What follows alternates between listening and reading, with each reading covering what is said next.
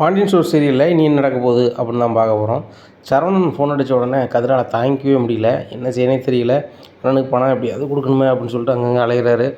தாங்கிட்டு இருந்த 5000 வச்சுக்கிட்டு ஒன்றும் செய்ய முடியாது அப்படின்னு நினைக்கும் போது ஃப்ரெண்டுகிட்டும் கேட்டு பார்க்குறாரு. அவர் ஒரு 5000 தான் கொடுக்குறாரு. இதையும் காணாத என்ன செய்கிறது அப்படின்னு சொல்லிட்டு செந்திலன்ட்ட கேட்குறாரு. செந்தில்னா எதுவும் பணம் எதுவும் கடை இருக்குமா அப்படிங்கிறாரு. மாமாட்ட கேட்குறாரு. இல்லை. அப்போ கடைக்கு போகிறாரு. அப்போ தான் அவங்க அப்பா செல்ஃபோனை வச்சுட்டு வெளியில் ஒரு ஆள்கிட்ட பேசிகிட்டு இருக்காங்க. டபார்னு என்ன செய்கிறாரு, அப்பா செல்லிருந்து ஆன்லைனில் அனுப்பிடுறாரு சரவணனுக்கு காசு. உடனே செந்தில் சொல்கிறாரு, ஏன்னா இப்படி காசு அனுப்பிட்டியா, அப்பாவுக்கு தெரிஞ்சால் என்ன ஆகும், பெரிய பிரச்சனையாகும்டா அப்படிங்கிறாங்க. அதெல்லாம் பிறகு பார்த்துக்கலாண்ணே அப்படின்னு சொல்லிட்டு வெளில வந்து ஃபோன் அடிக்கிறாரு சரவணனுக்கு. அண்ணே, நீ என்ஜாய் பண்ணது வேலையை மட்டும் பாரு, அதே ஹோட்டலில் தாங்கு, அண்ணியை சந்தோஷமாக வச்சுக்க அப்படின்னு சொல்லிட்டு கிளம்பிடுறாரு. இங்கே செந்தில் நடந்ததை பழனிட்டு சொல்கிறாரு. மாமா இப்படி ஆயிடுச்சு, என்ன போகுதுன்னு தெரில அப்படின்ட்டு. ஏன்டா இப்படி பண்ணீங்க, என்னையும் செத்துறாடா உங்கள் அப்பா வச்சு செய்வார் அப்படி இப்படிங்கிறாங்க. இது என்ன சாதாரண விஷயமாடா, 1000 500 காணலனாலே என்னை விட மாட்டார், நீ தான் எடுத்தியான்னு கேட்பார். இப்படி இருக்கும்போது இவ்வளோ பெரிய அமௌண்ட்டு போயிருக்கடா அப்படிங்கிறாங்க. உடனே இல்லை மாமா, எனக்கு என்னச்சுன்னே தெரில, தம்பி டப்பான்னு இப்படி பண்ணிட்டான், ஆனால் அண்ணனும் இந்த நிலமையில் இருக்காங்க, வேறு என்ன செய்யுதுன்னு ஒன்றும் புரியலை அப்படிங்கிறாங்க. அப்பாவுக்கு தெரிஞ்சுன்னா பெரிய பிரச்சனையாகுமாம்மா அப்படிங்கிறாங்க. உங்களுக்கே தெரியுதுலடா, ஏன்டா பண்ணீங்க, பேசாமல் வேறு ஹோட்டலில் இதுக்கு தங்க சொல்ல வேண்டியதானே, இவங்கள்ட்ட தான் இவன் 5000 வச்சுருந்துருக்கான், அவன் ஃப்ரெண்டு 5000 கொடுத்துருக்கான், 10,000 போட்டுவிட்டா இதே 10,000 ரூபாய்க்கு வேறு லாட்ஜ் எடுத்து தங்கலாம்லண்டா. அவன் தான் சொன்னானே, ஒரு நாளைக்கு 2000 வெளியிலனா கேட்பாங்கன்னு சொன்னாங்களா, அவன் மாதிரி ஒரு 5 நாள் தங்கிட்டு வர வேண்டியதானே, ஏன் இந்த தேவையில்லாத வேலைலாம் பார்த்தீங்க, இனிமேல் என்ன பிரச்சனை நடக்க போகுதுன்னு தெரியலையே அப்படி இப்படின்னுட்டு இருக்காங்க. இந்த சூழ்நிலையில் பாண்டியன் அதை கவனிக்கவே இல்லை. வழக்கம் போல் வேலையை பார்க்குறாங்க. உடனே கதிருக்கு இன்றைக்கி தெரிஞ்சிருமோ அப்படின்னு சொல்லி முடிச்சுக்கிட்டே இருக்கார். ஏன் கதிர் நீ வேலைக்கு போகலையா அப்படின்னு சொல்லி கேட்குறாங்க ராஜி. இல்லை வேலைக்கு போகல அப்படிங்கிறாங்க. இல்லையே, நீ எதுக்கு எடுத்தாலும் வேலைக்கு போகிறேன்னு சொல்லிகிட்டு இருப்பேன், இன்றைக்கி ரெஸ்ட் எடுக்க அப்படிங்கிறாங்க. இல்லை, எனக்கு ஒரு விஷயம் இருக்குது அப்படி தான் போகல அப்படிங்கிற. என்ன விஷயம் அப்படி ஒன்றும் இல்லை அப்படிங்கிறாங்க. சொல்கிறியா சொல்லலையா அப்படிங்கிறாங்க. அவனை சொல்லுவேன், தயவுசெய்து அண்ணிகிட்ட சொல்லக்கூடாது அப்படிங்கிறாங்க. சொல்ல மாட்டேன் அப்படிங்கிறாங்க. இல்லை நான் அவன்கிட்ட சொல்ல விரும்பலை, உங்ககிட்ட நான் எதை சொன்னாலும் நீ மீனா அண்ணிகிட்ட ரொம்ப க்ளோஸாக இருக்கிறதுனால அங்கே சொல்லிடுவேன், அது சுற்றி உழைச்சி வரும், சரி வராது அப்படிங்கிறாங்க. நான் ஒய்ஃப் தான், நான் சொல்ல மாட்டேன் அப்படிங்கிறாங்க. உடனே நான் சொல்கிறேன், மனசில் மட்டும் வச்சுக்கோ அப்படிங்கிறாங்க. சரவணன் அண்ணனும் மயிலண்ணியும் ஹனிமூன் போனாங்களே அப்படிங்கிறாங்க. ஆமாம், இந்த விஷயந்தான் இந்த வீட்டுக்கே தெரியும், இந்த ஊருக்கே தெரியுமே, இதுதான் பெரிய ரகசியமா அப்படிங்கிறாங்க. முதல்ல சொல்கிறத முழுசாக கேளு அப்படிங்கிறாங்க. சொல்லு அப்படிங்கிறாங்க. இந்த மாதிரி சரவணன் ஃபோன் அடிச்சிச்சு, லாட்ஜுக்கு போனாங்களாம், அங்கே போனோடனே கேட்கும்போது நீங்கள் இன்னும் ஒரு 21,000 கட்டணும்னு சொன்னாங்களாம் அப்படிங்கிறாங்க. என்ன சொல்கிறீங்க, 3 நாள் தங்குறதுக்கு தான் 5000 புக் பண்ணுறதுக்கு அவ்வளோதான் அப்படின்னு சொல்லி தங்கமயிலக்கா சொன்னாங்க. அங்கேயே 5000 ஆன்லைனில் புக் பண்ணிட்டாங்களா அப்படிங்கிறாங்க. நானும் அப்படி தான் நினச்சேன், அவங்களும் அப்படி நினச்சி தான் போயிருக்காங்க. அங்கே போன பிறகு தான் தெரியுதான் அது அட்வான்ஸாக, மீதி 16,000 கட்டணும்னு சொல்லிட்டு அண்ணாட்ட சொல்லிட்டாங்க போல் அப்படிங்க. 16,000 இல்லை, சாரி 21,000 கட்டணும்னு சொல்லிட்டாங்களாம். மொத்தம் 26,000 ரூமுக்கு மட்டும் 25,000 3 நாளைக்கு, டேக்ஸ் 1000 அண்ணன்ட்ட இல்லைன்னு சொன்னாங்க அப்படிங்கிறாங்க. இல்லைன்னு அப்போ என்ன செஞ்சாங்க அப்படிங்கிறாங்க. அதை நான் ஒரு வழி பண்ணி அனுப்பிட்டேன் அப்படின்னா. ஒரு வழி பண்ணி அனுப்பிட்டியா, உன்கிட்ட எது காசு அப்படிங்கிறாங்க. என்கிட்ட காசு இல்லை, என்கிட்ட 5000 தான் இருந்துச்சு, என் ஃப்ரெண்டுக்கிட்ட ஒரு 5000 வாங்கினேன், அதை நான் அக்கௌண்ட்டில் போட்டு விட்டுட்டேன், அது மட்டும் காணாதில்ல அப்படிங்கிறாங்க. அதுக்கு முன்னாடியே 21,000 அனுப்பிட்டேன். எப்படி அனுப்புனேன் அதை சொல்லு அப்படிங்கிறாங்க. எங்கள் அப்பா செல்லேருந்து அனுப்பிவிட்டேன் அப்படிங்கிறாங்க. உங்கள் அப்பா செல்லையா, அவங்க அப்பாவுக்கு தெரியாதா அப்படிங்கிறாங்க. செல்ஃபோனை இவர் கடையில் வச்சுட்டு போயிட்டார், நான் கடைக்கு போயிருந்தேன், கடையிலேருந்து ஆன்லைனில் அனுப்பிவிட்டேன், அண்ணனுக்கு பணமும் எடுத்துட்டார், ரூமையும் கட்டி தங்கிட்டார் அப்படிங்கிறாங்க. ஏன் இதை நீ செஞ்ச அப்படிங்கிற. இதை செஞ்சாமல் அவங்கள ஹோட்டல் வாசல்லே நிற்க வைக்குதா அப்படிங்கிறாங்க. ஏன் உன் அக்கௌண்ட்டில் தான் 5000 5000 10,000 இருந்திருக்குல்ல, இதை கொடுத்தா வேறு ஹோட்டலில் தங்க வேண்டியதானே அப்படிங்கிறாங்க. அட்வான்ஸ் கொடுத்த தொகையை 5000 தரமாட்டேன்ட்டாங்களாம். அப்படிங்கும்போது அண்ணன் என்ன செய்யும், அண்ணி வேறு ரொம்ப அழுதுருச்சான், அதனால் அதே ரூமில் தங்கிட்டாங்க அப்படிங்கிறாங்க. இருக்க பிரச்சனை காணாதா உனக்கு, ஏற்கனவே இந்த வீட்டில் நீ பண்ணது எல்லாமே வேண்டாத வேலைன்னு உங்கள் அப்பா சொல்லிகிட்டு இருப்பாங்க, அப்படி இருக்கும்போது நீ ஏன் இதை பண்ண வச்ச அப்படிங்கிறாங்க. எனக்கு நல்லா புரியுது ராஜி, எனக்கு வேறு வழி தெரியல, இன்றைக்கி ஏதாவது பிரச்சனை வந்துச்சுன்னா செந்திலண்ணே நான் தான் பண்ணுன்னு அது ஒத்துக்கிடும், அதனால் நான் இருக்கேன் அப்படிங்கிறாங்க. சரி, அவங்க வருது வரைக்கும் நீ வேலைக்கு போகாமே இருப்பியா அப்படிங்கிறாங்க. வேறு வழி தெரியல எனக்கு, அப்பாவுக்கு தெரிஞ்சுன்னா அண்ணன் தான் நான் தான் ஒத்துக்குவேன் அப்படின்னு சொல்கிறாரு, என்னால் அண்ணன் இப்போ பாதிக்கப்படக்கூடாது அப்படிங்கிறாங்க. நீ மட்டும் உங்கள் அண்ணன் சரவணனாலையும் உங்கள் அண்ணியாலையும் பாதிக்கப்படலாமா அப்படிங்கிறாங்க. இங்கே பாரு, செஞ்சது நான் தான் பண்ணேன், நான் அந்த பணத்தை தந்ததுன்னு சொன்னால் எங்கள் அப்பா 2 ஏசுவார், ஏன் கை நீட்ட கூட செய்வார். நான் பட்டுப்பேன்.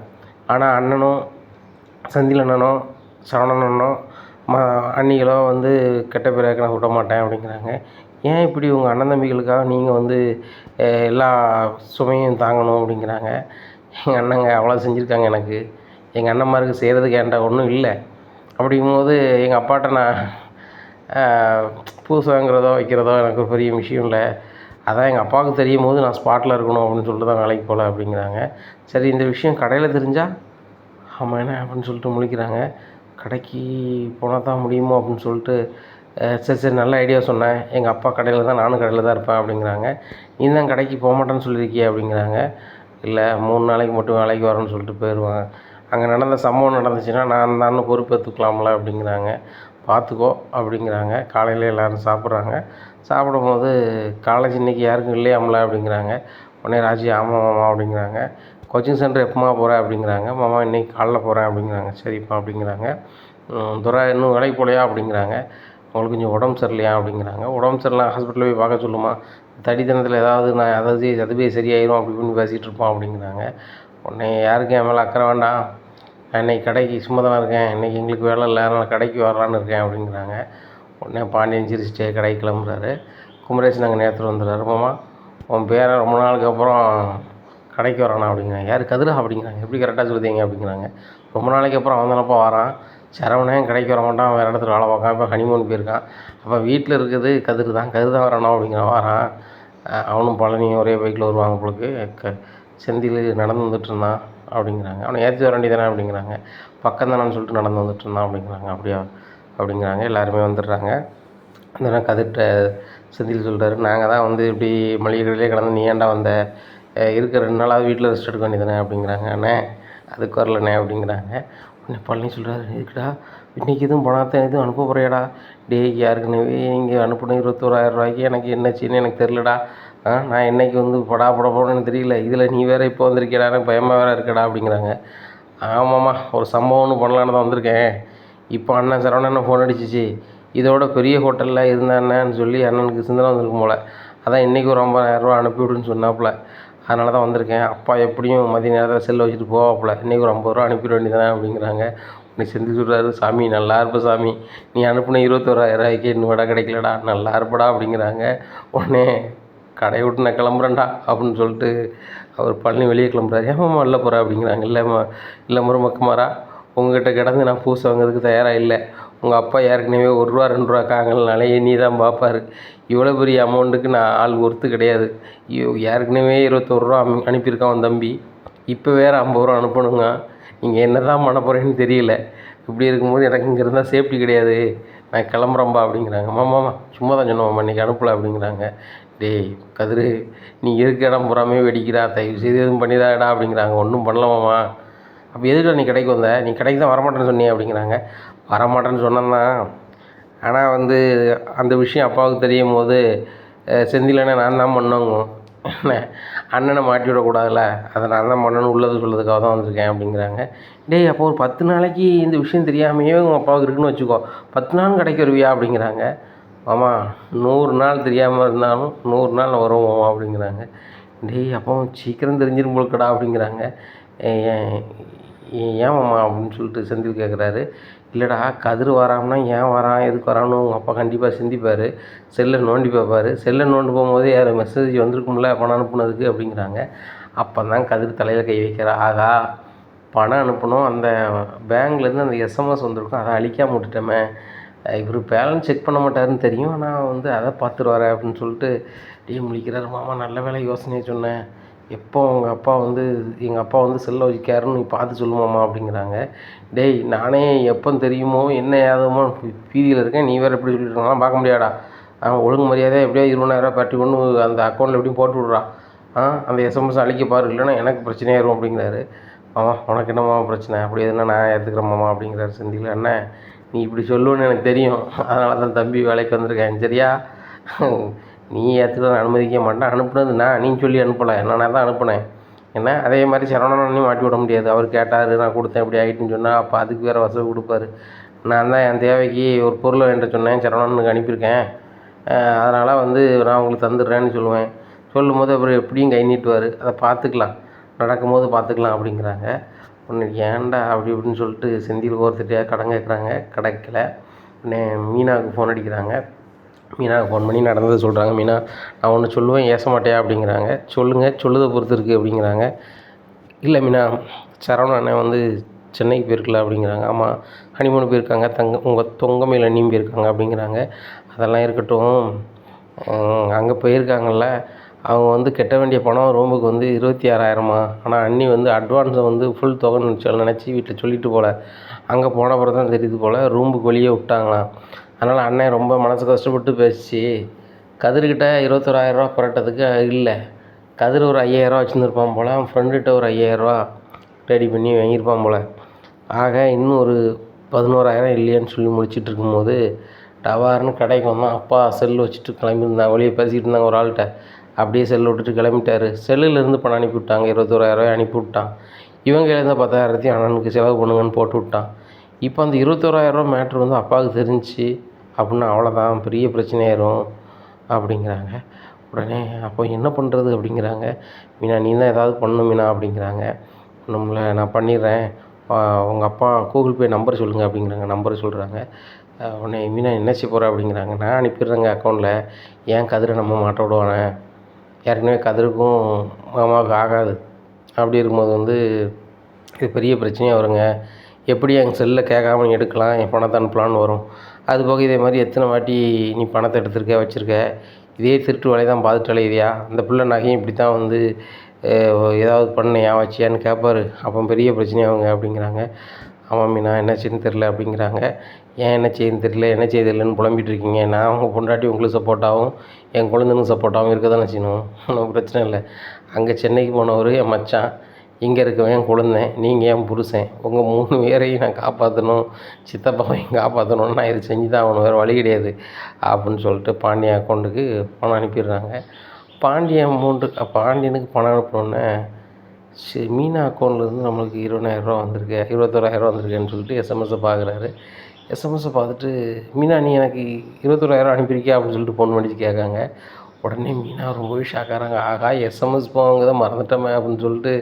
உடனே இல்லைம்மாம்மா அப்படிங்கிறாங்க. இல்லையா, உன் பேர் போட்டு தான் வந்திருக்கு அப்படிங்கிறாங்க. இல்லைம்மாம்மா, என் பேரில் போட்டு வரல, நான் அனுப்பல உங்களுக்கு அப்படிங்கிற. அப்படியா, செக் பண்ணு அப்படின்னு சொல்லி இவங்ககிட்ட கொடுக்குறாங்க, அரசிட்ட. செக் பண்ணுறாங்க. ஆமாப்பா, மீனாங்கிற பேரில் தான் உங்களுக்கு இப்போ ஒரு 21,000 வந்திருக்கு அப்படிங்கிறாங்க. பேலன்ஸ் செக் பண்ணு அப்படிங்கிறாங்க. பேலன்ஸ் செக் பண்ணுறாங்க. பாண்டியன்கிட்ட இருக்க அமௌண்ட்டே வருது. அப்போ என்கிட்ட இருக்க அமௌண்ட்டு கரெக்டு தானே அப்படிங்கிறாங்க. உடனே மீனா சொல்கிறாங்க, மாமா டெக்னிக்கல் பிரச்சனை எதுனா வரும் அப்படிங்கிறாங்க. அப்படியாம்மா அப்படின்னு சொல்லிட்டு ஃபோனை வாங்கிட்டு போயிடுறாங்க. இந்த சூழ்நிலையில் கதிர் எடுத்த பணம் மெசேஜும் அதில் கிடக்க. அவர் ஓப்பன் பண்ணியே பார்க்கல. இப்படி பார்க்காம இப்படியே இருக்கிறாரு. இப்படியே போய்ட்டுருக்கு. உடனே மீனா ஃபோன் பண்ணி சொல்கிறாங்க, ஏங்க எப்படியோ தப்பிச்சிட்டேன், பணம் வந்து உங்கள் அப்பா அக்கௌண்ட்டில் போனோடனே எஸ்எம்எஸ் வந்துச்சு. வீட்டில் தான் இருந்தார். அவர் வந்துட்டு அரசிட்ட கொடுத்து பார்க்க சொல்லிட்டாரு அப்படிங்கிற. அப்போ என்னாச்சு அப்படிங்கிறாங்க.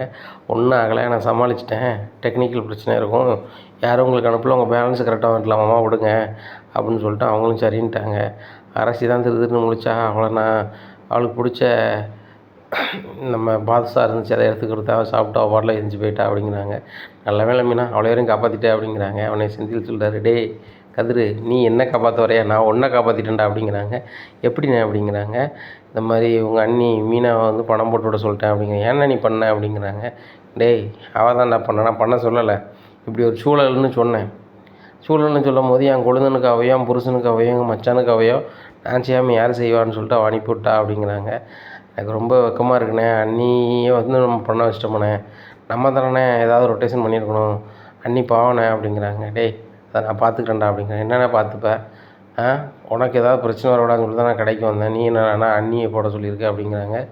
டேய், உன் மனசு எவ்வளோ பாடுபடும், ஏற்கனவே அப்பாவுக்கு உனக்கு ஆகாதுட்டா, ஒரே இடவாணி ஆகாத பிள்ளையாகவே ஆயிடக்கூடாது.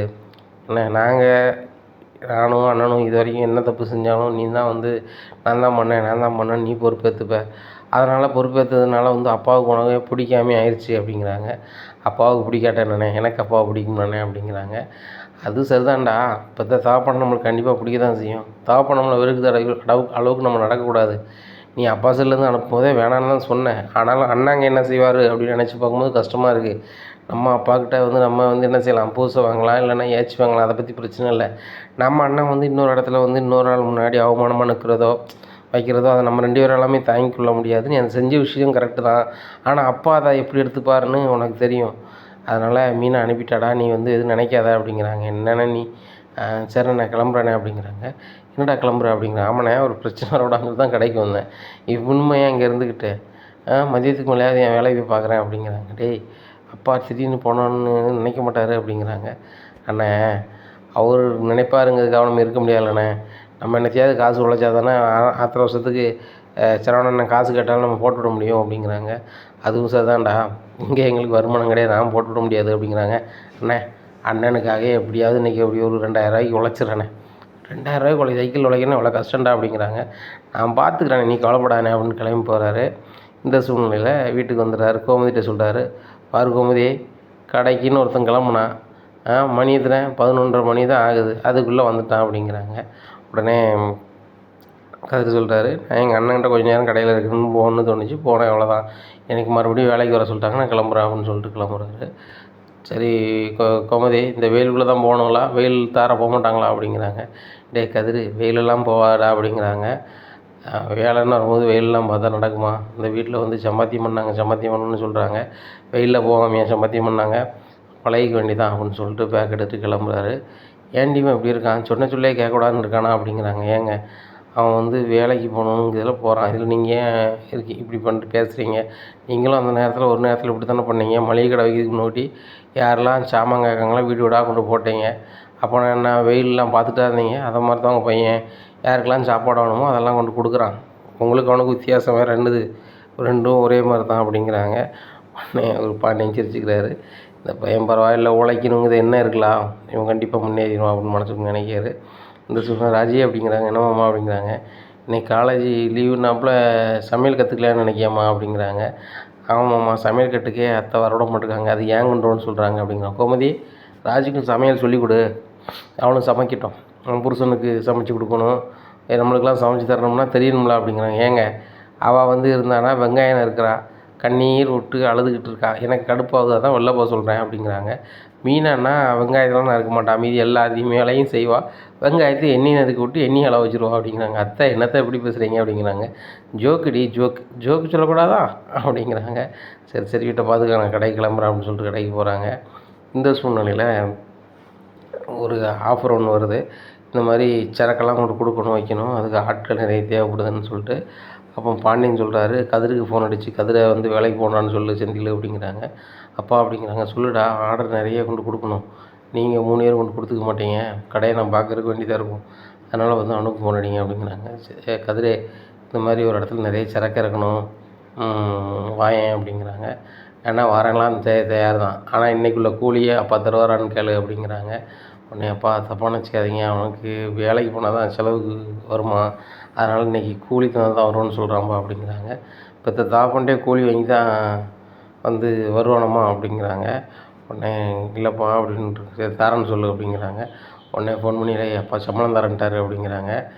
உடனே சரி ரைட் நான் வரேனே அப்படின்னு சொல்லிட்டு வராரு. உடனே சாமான்லாம் ஏற்றுறாங்க.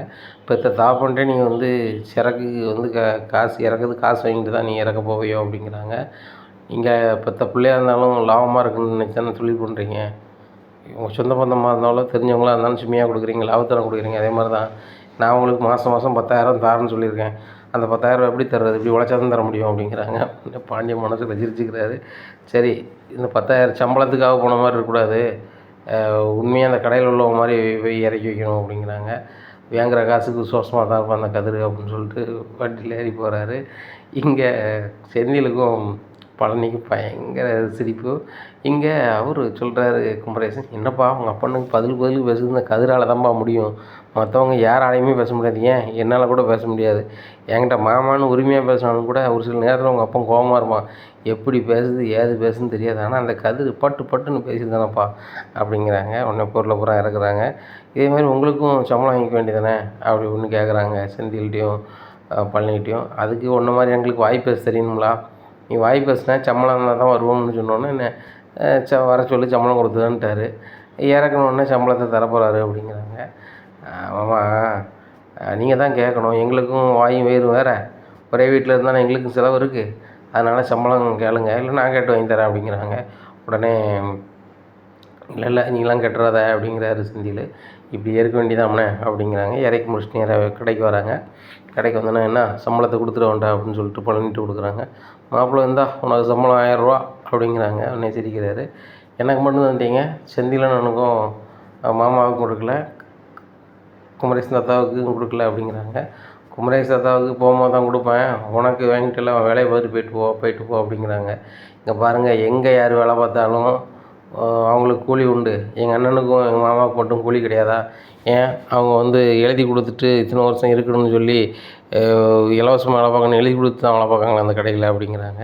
டேய், அவங்களுக்கு என்ன சின்ன ஏது சின்ன எனக்கு தெரியும்டா, வீட்டில் எல்லா செலவையும் நான் பார்த்துக்கிறேன் அப்படிங்கிறேன். ஆமாம், உலகத்தில் யாரும் பார்க்காத செலவு தான் நீங்கள் பண்ணுறீங்க அப்படிங்கிறாங்க கதிர் பாண்டியனை பார்த்து. உடனே பாண்டியன் சொல்கிறாங்க, சம்பளம்னு கேட்கட்டும்டா, இப்போ கொடுக்கண்டா அப்படிங்கிறாங்க. மச்சான் சம்பளம் தான் கொடுங்க மச்சான் அப்படின்றாரு பழனி. என்னடா அப்படிங்கிறாங்க. ஆமாம் மச்சான், சம்பளம் இருந்தீங்கன்னா எங்களுக்கும் செலவுக்கு ஆகலாம் மச்சான் அப்படிங்கிறாங்க. உடனே ஆளுக்கு 500 கொடுக்காரு. உடனே கதிர் சொல்கிறாங்க, எனக்கு 1000 குமரேசன் தாத்தாவுக்கு 1000, இவங்க 2 பேரும் அரை டிக்கெட் ஆகும் அப்படிங்கிறாங்க. உடனே ஆளுக்கு 1000 கொடுக்காரு.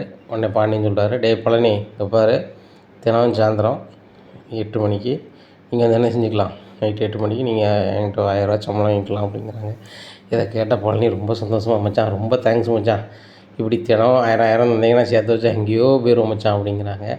உடனே தேங்க்ஸ் அப்படிங்கிறாரு செந்தில் கதிரை பார்த்து. ஏண்ணே அப்படிங்கிறாங்க. இல்லைடா, எங்களுக்கு சம்பளமே இல்லாமல் இருந்தோம், நீ கேட்க போய் தான் எனக்கு சம்பளம் வந்திருக்கு. இந்த 1000 நான் முறையாக வாங்கின சம்பளம்டா. உண்மையிலே இது ரொம்ப பொக்கிஷமான ஒன்று தான். அந்த 1000 நான் பார்த்ததே கிடையாது. அதாவது 1000 நான் பார்த்துருக்கேனே தவிர்த்து, ஆனால் என் சம்பளம்னு பார்த்தது கிடையாது. நீ தான் வாங்கி தந்திருக்க அப்படிங்கிறாங்க. ஆனால் அது நம்ம அப்பா தான்.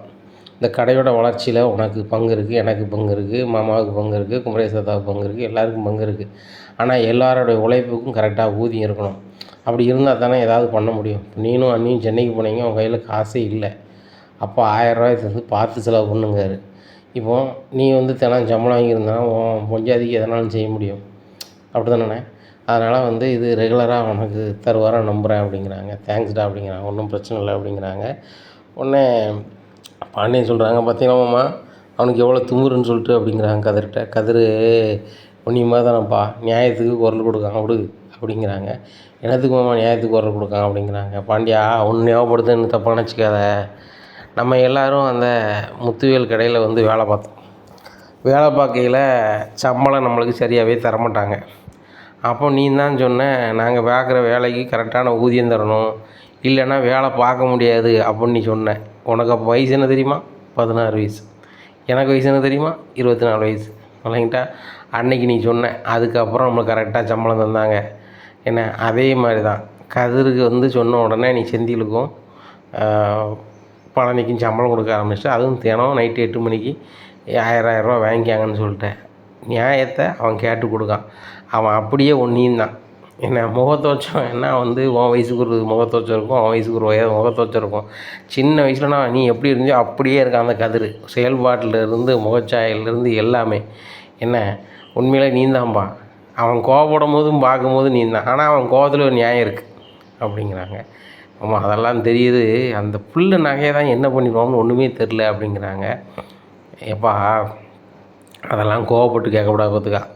ஆனால் இப்படி பண்ணுற பையன் கண்டிப்பாக வீண் பண்ணியிருக்க மாட்டான்.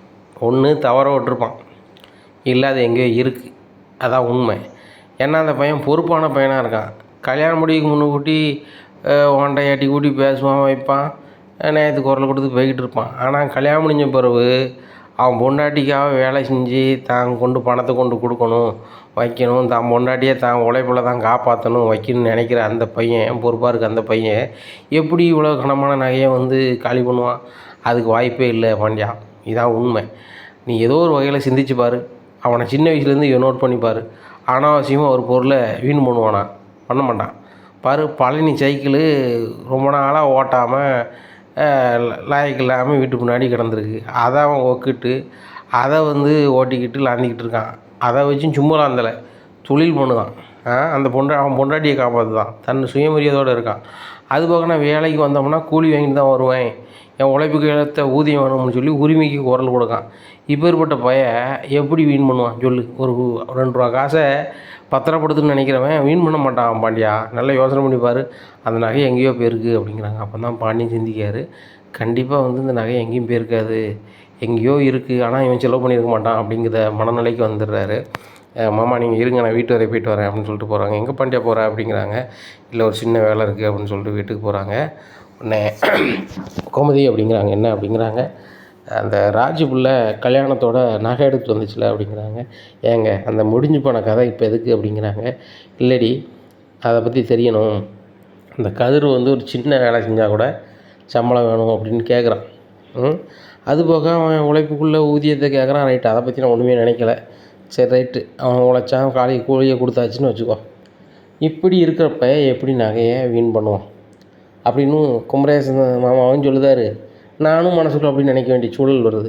அப்போ அந்த நகை எங்கே தாண்டி போயிருக்கும் அப்படிங்கிறாங்க. எனக்கு என்னங்க தெரியும் அப்படிங்கிறாங்க. அதான் உனக்கு தெரியாது, ஆனால் துறைக்கு தெரியும், அந்த பிள்ளைக்கு தெரியும்ல, அந்த பிள்ளையை கூப்பிடு தனியாக கேட்போம் அப்படிங்கிறாங்க.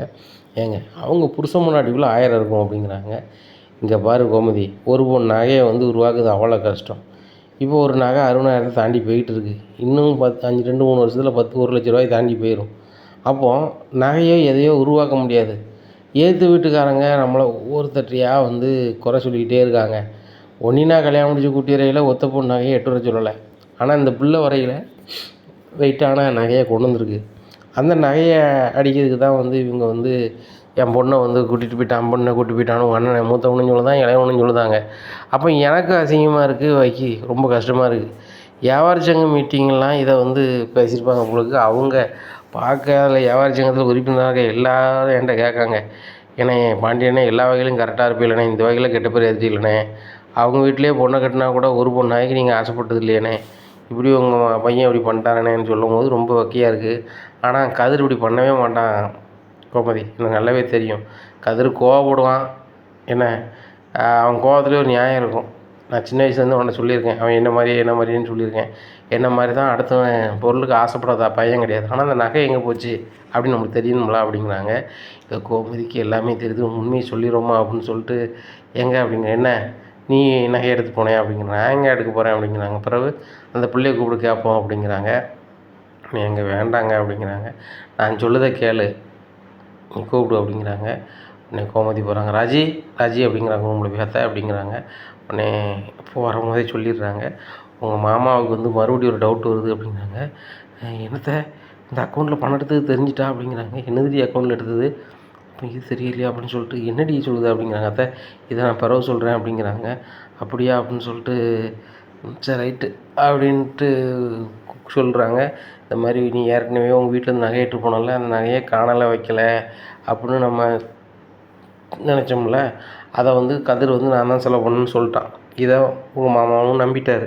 ஆனால் இப்போ அவருக்கு ஒரு டவுட் வருது, கதிர் வந்து இவ்வளோ பொறுப்பாக இருக்கும்போது பணத்தை சேர்க்கணும்னு நினைக்கிறவன் எப்படி இவ்வளோ நகையை வந்து செலவழிப்பான், காலி பண்ணுவான் அப்படின்னு நினைக்காரு. அதனால் அந்த நகை என்னாச்சு ஏதாச்சுன்னு கேட்பார். நீ வந்து எனக்கு தெரியாது, அவர்கிட்ட தான் நகை இருந்துச்சுன்னு மட்டும் சொல்லி முடிச்சுக்க, வேறு எதுவுமே சொல்லிடாத அப்படிங்கிறாங்க. சரித்த என்கிட்ட மறுபடியும் கேட்பாங்களா வேறு எதுவும் அப்படிங்கிறாங்க. தெரியலடி, ஆனால் எது கேட்டாலும் கதிர்கிட்ட தான் கொடுத்தேன், தெரியாது அப்படின்னு மட்டும் சொல்லி முடிச்சுக்க அப்படிங்கிறாங்க. உடனே சரித்த அப்படின்னு சொல்லிட்டு ரூமுக்கு போகிறாங்க. மாமா ராஜி உட்காருமா அப்படிங்கம்மா அப்படிங்கிறாங்க. மாமா புருஷன் ஒழுங்காக வேலைக்கு போய் சம்பளத்தை கொண்டு வந்து தரானா அப்படிங்கிறாங்க. என்கிட்ட தான் தருவார், நான் தான் அந்த கபோர்டில் வைப்பேன் அப்படிங்கிறாங்க. சரி ரைட்டு, அதெல்லாம் இருக்கட்டும். நீ கல்யாணம் முடித்த அன்னைக்கு வந்து நகையை எட்டு போனீங்களா உங்கள் வீட்டில் அப்படிங்கிறாங்க. உடனே ஆமாம்மா அப்படிங்கிற, அதை என்ன செஞ்சீங்க அப்படின்னு கேட்குறாங்க. ராஜிக்கு ஒன்றுமே பேச முடியல. அந்த கண்ணை எடுத்து போயிட்டான்னு சொல்லிடுவோமா, பேசாமல் கதிரை காப்பாற்றனி தான் வழி அப்படின்னு சொல்லிட்டு சொல்லிடுவோமாம்மா அப்படிங்கிறாங்க. சொல்லுமா அப்படிங்கிறாங்க. இங்கே கோமதி கண்ணை காமிக்கிறாங்க. தயவுசெய்து சொல்லிடாத, அதை சொன்னால் வாழ்க்கை ஏதாவது ஆயிரண்டி ப்ளீஸ்டி அப்படின்னு சொல்லி சிக்னல் காட்டுறாங்க. உடனே மாமா கதிர்கிட்ட தான் இருந்துச்சு, கதிர் என்ன செஞ்சான்னு தெரியல, அதை பற்றி நான் கேட்கவே இல்லை அப்படிங்கிறாங்க. அம்மா இவ்வளோ பொறுப்பு இல்லாமல் நீ இருக்கக்கூடாதும்மா, ஓ நகை நீ தானே கொடுத்துருக்க, நான் கொடுத்த நகை எங்கன்னு உன்கிட்ட கேட்கணும்ல. உங்கள் வீட்டில் வந்து நான் 4 இடத்துல குறை சொல்கிறாங்க, வைக்கிறாங்க, அது நல்ல இல்லை. உங்கள் வீட்டில் நகையை நம்மளுக்கு வேண்டாம். இப்போ உங்கள் வீட்டில் வேறு இப்போ ஒரு கல்யாண காரியம் ஒன்று நடக்க போகுது, அதுக்கு முன்னாடி அந்த நகையை நம்ம கொண்டு கொடுத்துட்டோம்னா நம்மளுக்கு ஒரு கௌரவமாக இருக்கும். அதுக்கு நம்மளை ஊர் அறிய கொடுத்துடலாம். நாள் வச்சது அன்றைக்கி வீட்டு வாசலில் உங்கள் வீட்டு நகையை பிடிங்கன்னு சொல்லி கொடுத்துடலாம், ஊர் உலகத்துக்கும் தெரிஞ்சிடும், ஒரி இல்லாமல் போயிடுமா, அதாம்மா கேட்குறேன் அப்படிங்கிறாங்க. உடனே மாமா அப்படிங்கிறாங்க. உடனே இங்கே கோமதி தயவு செய்து சொல்லிடாதடி அப்படின்னு சொல்லி ஒரு மாதிரி மண்டையாடுறாங்க. ஏன் கோமதி என்னத்தையும் அவள் சொல்ல வர நீ வேண்டாங்க அப்படிங்கிறாங்க. எனக்கு என்னங்க தெரியும், நான் சும்மாலாம் தலையாட்டினேன் அப்படிங்கிறாங்க. உடனே மாமா கதிருக்கு தான் அந்த விஷயம்லாம் தெரியும் அப்படிங்கிறாங்க. ஏம்மா எனக்கு புரியாத புதிராகவே இருக்குது. அவன் எல்லா வகையிலும் சிக்கனமாக இருக்கணும்னு நினச்சி எல்லா வேலையும் பண்ணிக்கிட்டு இருக்கான். ஆனால் நகையை நீ அவன் செலவு பண்ணுறான்னு சொல்கிற. அவனும் நான் என் நகையை என் பொண்டாட்டி நகையை செலவு பண்ண எனக்கு உரிமை இல்லையான்னு கேட்கான். ஆனால் சரி, கேட்குறதோ வைக்கிறதோ சரிதான். ஆனால் ஒரு பொண்ணு நகையை உருவாக்குறது ரொம்ப கஷ்டம், அழிக்கிறது ரொம்ப ஈஸி. ஆனால் அவன் அழிச்சிருக்க வாய்ப்பே இல்லைம்மா அப்படிங்கிறாங்க. உடனே மாமா அவர்கிட்ட தான் இருந்துச்சு மாமா, அவர் தான் ஏதோ செலவு பண்ணிட்டார் போல் அப்படிங்கிறாங்க. இங்கே பாருமா, அவன் என் பையன். அவனை நான் சின்ன வயசுலேருந்தே பார்த்துட்ருக்கேன் சரியா. அண்ணனுக்காக 2 அண்ணன்மாருக்காக தான் பண்ணணுன்னு ஒரு தப்புக்கு பொறுப்பு வைப்பான். அதுபோக என்னையை எதிர்த்து பேசுவான். அந்த நேரத்தில் நான் கோபமாக இருந்தாலும் கூட தூர போய் சரி ரைட்டு, அவன் ஒரு கூட பிறந்த அண்ணனை காப்பாற்றுறதுக்கு என்ன வழி பண்ணுறான்னு சிரிச்சுக்கிட்டு கடந்து தான் போவேன். அவன் மேலே ஒரு நேரம் கோவப்பட்டாலும் பல நேரம் சரி நம்ம பிள்ளை தானே அப்படின்னு சொல்லிட்டு நான் போவேன். இப்போ நான் கடையில் கிடந்து உழைக்கிறேன் வைக்கிறேன்னா எல்லாம் அவனுக்கும் சேர்த்து தான். என்கிட்டே வேலை பார்த்து சம்பளம் கேட்குறான். அப்பவும் சிரிச்சுக்கிட்டே சரி நம்ம அந்த பணத்தை சேர்த்து வச்சானே நம்ம பிள்ளை சேர்த்து வச்சானேன்னு சொல்லி தான் சம்பளமாக கொடுக்கேன். அப்படி இருக்கையில் அவன் இந்த நகையை அவன் கண்டிப்பாக வீண் பண்ணியிருக்க மாட்டான். அது இந்த பாண்டியம்மன் யாரோட பணத்துக்கும் நகைக்கு ஆசைப்பட மாட்டாமா, அது எனக்கு நல்லா தெரியும். அது என்னாச்சுன்னு மட்டும் தயவுசெய்து நீங்கள் சொன்னீங்கன்னா எனக்கு கொஞ்சம் ஆறுதலாக இருக்கும். அந்த பணத்தை எடுத்துகிட்டு போன பணத்தை எவ்வளோ நாள் நான் கொடுக்க தயாராக இருக்கேன், கொடுத்துருவேன். நகை என்னாச்சுன்னு தெரிஞ்சால் தானே இது பண்ண முடியும். அது எத்தனை பவுன் நகை, ஏது நகை ஒன்றுமே எனக்கு தெரியலையம்மா. ஆனால் அவங்க நகை கனமாக போச்சுங்காங்க. எவ்வளோ நகைன்னு எனக்கு தெரியலம்மா அப்படிங்கிறாங்க. எனக்குமே தெரில மாமா, ஆனால் நகை நிறைய தான் இருந்துச்சு இப்படிங்கிறாங்க. சரிம்மா, உனக்கு ஏதாவது தகவல் தெரிஞ்சால் மாமாட்ட சொல்லு. ஒருவேளை அந்த நகையை யார்ட்டையாவது கொஞ்சம் அமௌண்ட்டுக்கு அடை வச்சு அந்த நேரத்தில் நம்ம எங்கேயாவது போகணுன்னு சொல்லிட்டு வச்சானோ என்னமோ தெரியல, அதை திருப்ப முடியாமல் பணம் எதுக்கும் சங்கடப்படுதானா, நீ கதிர்கிட்டே சொல்ல வேண்டாம். என்கிட்டே எவ்வளோ பணம்னு கேளு, நான் தந்துடுறேன். நீ கதிர்க்கே தெரியாமல் அதை திருப்பி கொண்டு வந்துடு, நம்ம கொண்டு கொடுத்துடலாமா, நம்ம கௌரவத்தை காப்பாற்றிடலாம் அப்படிங்கிறாங்க. அப்படிலாம் ஒன்றும் நடக்கலாமாம்மா அப்படிங்கிறாங்க. அங்கே பாருமா, ஏதோ ஒன்று நடந்திருக்கு, அதை நீ என்கிட்ட சொல்லாட்ட கூட உங்கள் அத்தைகிட்ட சொல்லிடு. உங்கள் அத்தைகிட்ட சொல்லிட்டேன்னா உங்கள் அத்தை ஏதாவது வகையில் எனக்கு சொல்லுவாள். நான் ஆசுக்காக ரெடி பண்ணி அந்த நகையை கொண்டு வந்துடுறோம்மா அப்படிங்கிறாங்க. சரிம்மா நீ போய்ட்டு வா அப்படிங்கிறாங்க. கோமுன்னு நினைக்கிறாங்க. எனக்கு தான் அந்த விஷயம் தெரியுமே, அந்த நகையை தான் அந்த கண்ணை போய் எடுத்து ஓட்டானே, இன்னுமே எங்கே வரப்போகுது, அவன் எடுத்து போய் நாளும் ஆச்சு. இப்படி ஏமாத்துக்கார போயிலும் எந்த நகையை எங்கே விற்றானோ எது செஞ்சானோ எங்கள் அண்ணன் மோளை வாழ்க்கையை வம்பாக்கு முன்னாடி நான் காப்பாற்றிட்டேன் அப்படின்னு சொல்லிட்டு நினைக்காங்க. கோமதி, உங்கள்கிட்ட அந்த பிள்ளை உள்ளதை சொல்லுமா அப்படிங்கிறாங்க. ஏங்க, ராஜுவும் மீனாவும் என்கிட்ட எதுவுமே மறைக்க மாட்டாங்க, A to Z சொல்லிடுவாங்க. ஹனிமூன் கிடக்கும்போது கூட நீங்கள் போகலன்னு வருத்தப்பட்டீங்க. ஆனால் அந்த பிள்ளைகள் என்கிட்ட சொன்ன ஒரே வார்த்தை இதுதான், அத்தை உங்களை நான் எங்கள் ஃப்ரெண்டு மாதிரி, எங்கள் அம்மா மாதிரி அவங்கள நினைக்கும். உங்களை பிரிஞ்சு 2 நாளாக 3 நாளாக எங்களால் இருக்க முடியாத, அதனால் நான் ஹனிமூன் போகல அப்படின்னு சொன்ன பிள்ளைகள். அந்த பிள்ளைகள் என்கிட்ட எதுவுமே மறைக்காது. ராஜிக்கு ஒரு உண்மை தெரியுதுன்னா கண்டிப்பாக என்கிட்ட சொல்லுவோம் அப்படிங்கிறாங்க. உன்னை பாண்டின்னு சொல்கிறாங்க. கோமதி, எனக்கு நல்லாவே தெரியும் கதிரை பற்றி. அவன் கோவப்படுவான், ஆனால் அடுத்தவங்க பொருளுக்கு ஆசைப்பட மாட்டான். சின்ன பிள்ளைலேருந்து உனக்கு தெரியும். அப்பேற்பட்டவன் இன்னொருத்தங்க நகையை வீண் பண்ணியிருப்பானா அப்படிங்கிறாங்க. உங்கள் பிள்ளைய பற்றி உங்களுக்கு தெரியுது, அப்போ ஏதோ ஒரு வகையில் அந்த நகை லாக் ஆகிருக்கு, வந்துடுங்க அப்படிங்கிறாங்க. எப்படி கோமதி வந்துடும்? ஒரு அமௌண்ட்டுக்கு அடை வச்சு தானே நம்ம பணம் கொடுத்தா தானே வரும். இவன் உணவு டெலிவரி பண்ண போகிறான். ஒரு நாளைக்கு 200 300 சம்பாத்தியம் பண்ண தானே வச்சுக்கேன். அதை வாழ்க்கையை நகர்த்ததுக்கு சரியாக இருக்குமா? மாதம் வீட்டுக்கு 10,000 தர்றாங்க, இது கொடுக்க தான் சரியாக இருக்குமா? அவன் எப்படி அதை திருப்பிடுவான்? ஏதாவது உண்மை தெரிஞ்சால் தானே ஒரு தகப்பனா நான் ஏதாவது செய்யலாம் அப்படிங்கிறாங்க. உடனே கோமதி சொல்கிறாங்க, ஏங்க நீங்கள் தகப்பனா அவனுக்கு செய்ய வேண்டியது செய்ய தான் செய்யணும் அப்படிங்கிறாங்க. அதான்டி நான் செய்ய தயாராக இருக்கேன். எனக்கு இந்த விஷயத்தில் ரொம்ப மனசு குழம்பிக்கிட்டே இருக்குது. கடையில் உட்காந்து என்னால் வியாபாரம் பார்க்க முடியல, மைண்டு ரொம்ப குடையுது, அதான் வீட்டுக்கு வந்துட்டேன் அப்படிங்கிறாங்க. சரிங்க, வரும்போது நகை வந்துடும் அப்படிங்கிறாங்க. இல்லை கோமதி, சீக்கிரம் வந்துச்சுன்னா உங்கள் அண்ணன் மகனுக்கு கல்யாணத்துக்கு நாள் வைக்காங்க. அன்னைக்கு சபை முன்னாடியே எல்லாரையும் கூப்பிட்டு வீட்டு வாசலில் கொடுத்துட்டோம்னு வச்சுக்கா, இந்த ஊர் உலகத்துக்கே தெரிஞ்சிடும். இந்த பாண்டியன் பணத்துக்கோ நகைக்கோ அவன் பிள்ளைகளோ ஆசைப்படுற ஆட்கள் கிடையாதுன்னு இந்த ஊரே தெரிஞ்சுக்கிடும்.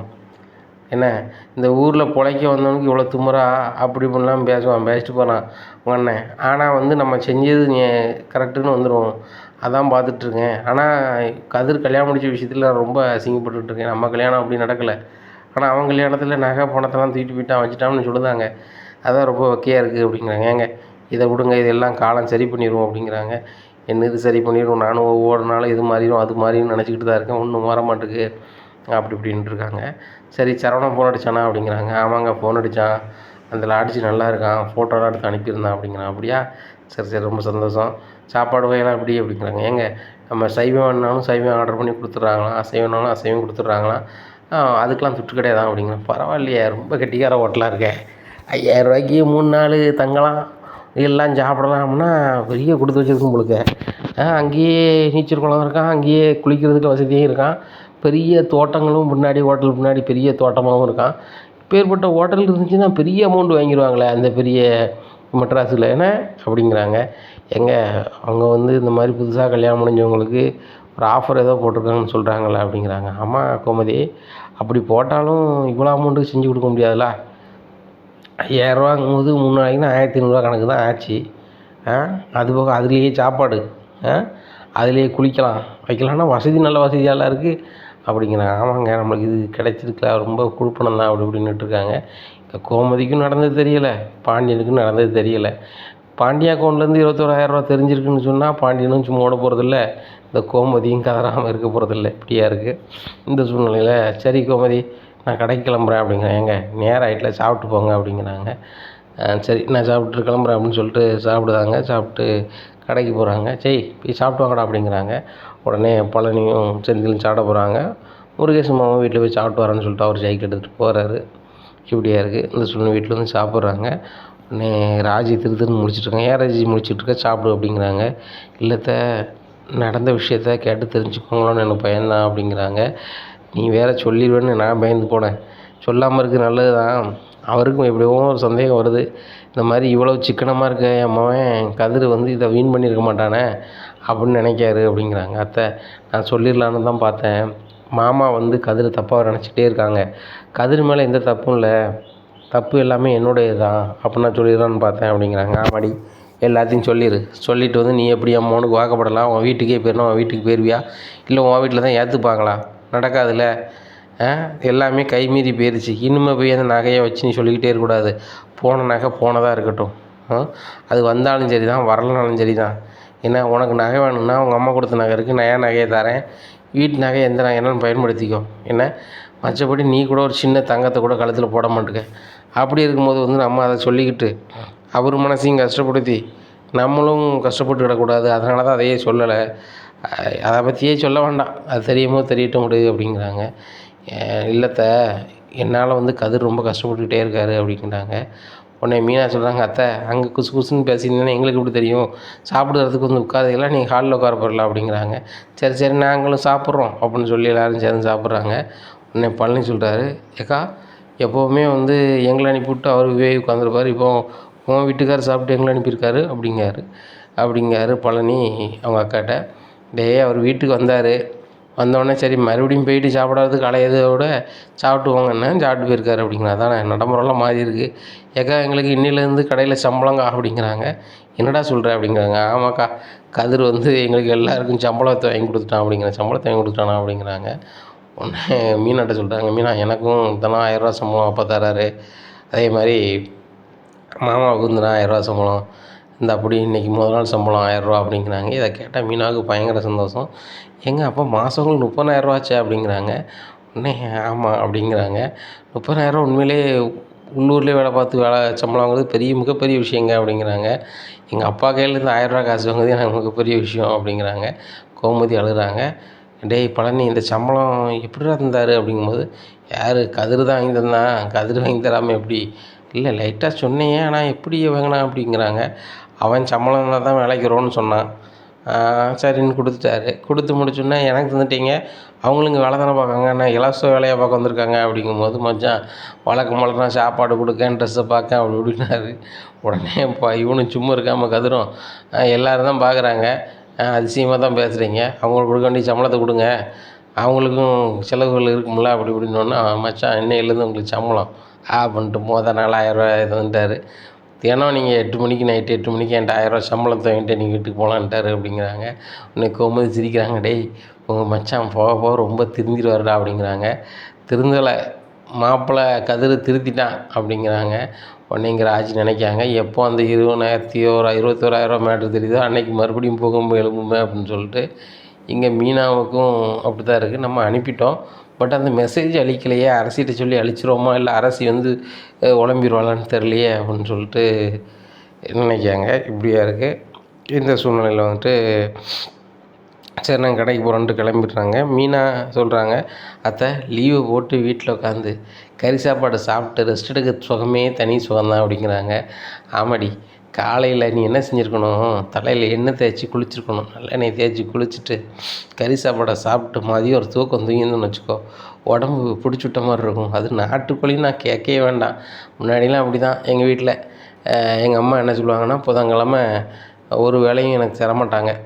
நாட்டுக்கோழி குழம்பு வச்சு நல்லெண்ணெய் நல்லா தூக்கலாக போட்டு குழம்பு வச்சு சாப்பிட்டுட்டு ஒரு தூக்கம் தூங்குவேன். மதியம் நேரம் தான் எந்திப்பேன். ரொம்ப நேரம் கழித்து தான் எந்திப்பேன். எந்திரிச்ச உடனே எங்கள் அம்மா வந்து மறுபடியும் ஒரு காஃபி தரும். அப்படியே உட்காந்துருப்பேன். அப்படிலாம் ராஜ வாழ்க்கை வாழ்ந்தவா இன்றைக்கி பாரு 3 நேரமும் சமையல் கட்டிலே கிடக்கேன் அப்படிங்கிறாங்க. அத்தை எங்களை நீங்கள் விடமாட்டுறீங்க, நீங்களே சமைக்கிறீங்க அப்படிங்கிறாங்க. இல்லடி, எனக்கு இருக்க உறவு ஒன்றே ஒன்று தான், என் பசங்களுக்கு எனக்குள்ள தொடர்பு. அவங்களுக்கு பிடிச்சதை சமைச்சு கொடுத்தோன்னா எனக்கு சந்தோஷம். அது பிள்ளைகள் மனசார சாப்பிடுமே வைப்பமேன்னு தான், வேறு ஒன்றும் கிடையாது. நானும் உங்களை மாதிரி நான் ஆசைபாசமாக நல்ல இடத்துக்கு போனவ தான், வந்தவ தான். இப்போ தான் ஒன்றும் நடக்க மாட்டேங்குது அப்படி இப்படின்ட்டு இருக்காங்க. இந்த சூழ்நிலையில் சரவணா அங்கேருந்து ஃபோன் அடிக்காங்க. அம்மா நாங்கள் இன்றைக்கி ஈவினிங் கிளம்புறோம்மா அப்படிங்கிறாங்க. அப்படியா அப்படி இப்படின்னு சொல்லிட்டு பேசுகிறாங்க. இந்த சூழ்நிலையில் பாண்டியன் ஃபோன் அடிச்சு சொல்கிறாங்க, எங்கே இன்றைக்கி ஈவினிங் கிளம்புறாங்களா அப்படிங்கிறாங்க. சரி ரைட்டு அப்படிங்கிறாங்க. அதேமாதிரி அவங்க கிளம்பி மறுநாள் காலைல இங்கே வராங்க. அப்போ மீனா ராஜினாலும் பேசிக்கிறாங்க. இவங்களும் ஹனிமூன் போய்ட்டு வந்துட்டாங்க. ஆனால் ஹனிமூனுக்கு அனுப்பின பணத்தை வச்சு விஷயம் வெளியே தெரிஞ்சுன்னா என்றைக்கு இதாகும்போதுன்னு தெரியலையே அப்படி இப்படின்னுட்டு இருக்காங்க. இன்னைக்கு அந்த சூழ்நிலை கதிர் வேலைக்கு போயிடுறாரு. மீனாவுக்கும் ராஜிக்கும் ஒன்றுமே விட மாட்டேங்குது. இந்த விஷயம் தெரிஞ்சிட்டுனா என்ன ஆகுதுன்னு தெரியலையே, கதிர் வேறு இப்படி செஞ்சுருக்கானே அப்படின்னு சொல்லிட்டு உடனே மீனா சமாளிக்கிறாங்க. அப்படின்னாலும் அக்கௌண்ட்டில் பணம் சேமாக தான் இருக்கும், ஒன்றும் பிரச்சனை இல்லை. அரசி தான் வந்து மாமா செல்லை ஹேண்டில் பண்ணுவாள். அதனால் அரசிகிட்ட சொல்லி இந்த மாதிரி இது பண்ணிடலாம் அப்படிங்கிறாங்க. அரசு ஓட்டைவாயா அப்படின்னு கேட்குறாங்க. மீனா இவங்ககிட்ட ராஜிட்ட எனக்கு எனக்கா தெரியும் அப்படிங்கிறாங்க. இல்லை அவள் ஏதாவது உளம்பிட்டான்னா மாமா கண்டுபிடிச்சிருவார்ல அப்படிங்கிறாங்க. கண்டுபிடிக்காத அளவுக்கு நம்ம பார்த்துப்போம் அப்படிங்கிறாங்க. என்ன செய்கிறது அப்படிங்க. அப்போ அரசிட்ட நம்ம முன்னுக்கூட்டியே சொல்லிடுவோம் அப்படிங்கிறாங்க. அப்படியா அப்படிங்கிறாங்க. ரைட்டு அப்படின்னு சொல்லிட்டு அரசியை கூப்பிட்றாங்க. அரசி மொட்டை மாடி வரைக்கும் வா, உன்கிட்ட தனியாக பேசணும் அப்படிங்கிறாங்க. உடனே சரி அண்ணி அப்படின்னு சொல்லிட்டு வராங்க. என்ன அண்ணி அப்படிங்கிறாங்க. என்ன நீ 2 அண்ணியும் கூப்பிட்டு வந்திருக்கீங்க, எதுவும் விஷயமா அப்படின்னு கேட்டு அரசி சிரிக்கிறாங்க. மீனா தயங்கி ஆரம்பிக்காங்க. அண்ணி எனக்கு தெரிஞ்சு போச்சு அப்படிங்கிறாங்க. என்ன விஷயம் தெரிஞ்சுட்டு அப்படிங்கிறாங்க. அண்ணி நீங்கள் மாசமாக இருக்கீங்க, கீழே எங்கள் அம்மாவட்டையோ எங்கள் அப்பாட்டையோ அண்ணங்கிட்டையோ சொல்கிறதுக்கு உங்களுக்கு வெக்கமாக இருக்குது. அதனால் நான் கொழுந்தியாக என்னையை கூப்பிட்டு வந்து சொல்கிறீங்க தானே, நீங்கள் மாசமாக தானே அண்ணி இருக்கீங்க அப்படிங்கிறாங்க. ஏய் நீ வேறு அப்படிங்கிறாங்க. சொல்லுங்க நீ என்ன மாசமாக இருக்க தானே இருக்கீங்க அப்படிங்கிறாங்க. நான் இல்லை அப்படிங்கிறாங்க. ஓ நம்ம ராஜினி மாசமாக இருக்காங்களா, ராஜினி எத்தனை மாசமாக இருக்கீங்க அப்படிங்கிறாங்க. ஏய் நானும் இல்லை அப்படிங்கிறாங்க. அப்போ என்ன நீ எதுக்கு கூப்பிட்டு வந்து என்ன சொன்னீங்க அப்படிங்கிறாங்க. உன்ட்ட ஒன்று சொல்லணும், ஆனால் நீ வந்து இப்படி ஓட்டவாய மாதிரி வளருவியான்னு பயமாகவும் இருக்குது அப்படிங்கிறாங்க. அண்ணி நான்லாம் ரொம்ப ஸ்ட்ராங் அண்ணி, நான்லாம் வளர மாட்டேன் சொல்லுங்கள் அப்படிங்கிறாங்க. ஒன்றுமில்ல, உங்கள் அப்பா செல்லுலேருந்து ஒரு 20,000 ரூபாயை கதிர் வந்து சரவணா மாமாவுக்கு அனுப்பி விட்டுட்டான் அப்படிங்கிறாங்க. என்னது, சரவணனுக்கு கதிரண்ணா அனுப்பிவிட்டுட்டா அப்படிங்கிறாங்க. எப்போ அப்படிங்கிறாங்க. அனுப்பிவிட்டு 3 நாள் ஆச்சு. 3 நாள் ஆச்சா, அது வரைக்கும் அப்பாவுக்கு தெரியல அப்படிங்கிறாங்க. பாரு, அதை சமாளிக்கிறதுக்கு நான் என் அக்கௌண்ட்லேருந்து 21,000 அனுப்பிவிட்டேன், அதை நான் மேனேஜ் பண்ணிட்டேன். ஆனால் அந்த எஸ்எம்எஸ் வந்து கண்டிப்பாக மாமா செல்லில் இருக்கும். சப்போஸ் மாமா ஓப்பன் பண்ணி பார்த்துட்டாங்கன்னா வேறு ஏதாவது பிரச்சனை ஆயிரும். கதிர் வந்து அனுப்புனது சரவண மாமாவுக்கு போன எஸ்எம்எஸ் வந்துருந்துச்சுன்னா மாட்டிப்போம் அப்படிங்கிறாங்க. அண்ணி நீங்கள் முன்னாடியே சொல்லியிருக்கலாம்ல, நான் நேற்று செல்லு வச்சுருந்தேன்னா அழிச்சிருப்போம்ல அப்படிங்கிறாங்க. இப்போ தான் எங்களுக்கு யோசனையாக இருக்குது, அதனால் வேறு எதுவும் பிரச்சனை வந்துடக்கூடாது. ஏற்கனவே கதிரை வந்து மாமாவுக்கு பிடிக்க மாட்டேங்குது, அது போக வந்து 2 பேருக்கும் வார்த்தை மோதல் போய்கிட்டே இருக்குது. இது தெரிஞ்சுன்னா பெரிய விஷயமாயிரும் அப்படிங்கிறாங்க. கவலை விடுங்க நீ, நான் பார்த்துக்கிறேன் அப்படிங்கிறாங்க. நீ என்ன செய்வே அப்படிங்கிறாங்க. அப்பா செல்லு எப்படின்னு வந்து கடையில் வந்து வியாபாரத்தும் பொருள் வாங்கினவங்க வந்து ஸ்கேன் பண்ணியிருப்பாங்க. அதில் பணம் ஏறி இருக்கும், எவ்வளோ ஏறி இருக்குது, என்ன வரும்னு சொல்லிட்டு தருவார். அப்போ நைஸாக நான் எஸ்எம்எஸ் அனுப்பி விட்றேன் அப்படிங்கிறாங்க. இதை மட்டும் செஞ்சிரு அரசி அப்படிங்கிறாங்க. செஞ்சிடறேன்னே விடுங்க அப்படின்னுட்டுருக்காங்க. இந்த சூழ்நிலையில் எல்லோரும் வேலைக்கு போய்ட்டு வீட்டுக்கு வராங்க. பாண்டியன் வழக்கம் போல் ஹாலில் வந்து செல்லை வச்சுட்டு கை கால் கழுவ போகிறாங்க. அப்போ அரசி காத்திருந்துட்டு அவ்வாறுன்னு செல்லை எடுத்து நோண்டிகிட்டு இருக்காங்க. அப்போ பாண்டியன் வந்துடுறாரு. என்ன அரசி கணக்கு பார்க்கணும் வைக்கணும்னா வரைய மாட்டேன், டபார்னு வந்து செல்லை நோண்டிகிட்டு இருக்கு அப்படிங்கிறாங்க. இல்லைப்பா இன்றைக்கி எவ்வளோ பேலன்ஸ் வந்திருக்கு அப்படின்னு பார்க்க சொல்லுவீங்களா, அதான் முதல்லே பார்க்குறேன் அப்படிங்கிறாங்க. உடனே சரி சரி பாரு அப்படின்னு சொல்லிட்டு, அரசி உனக்கு பிடிச்ச மாதிரி ஒன்று வாங்கிட்டு வந்திருக்கேன் அப்படிங்கிறாங்க. என்னதுப்பா அப்படிங்கிறாங்க.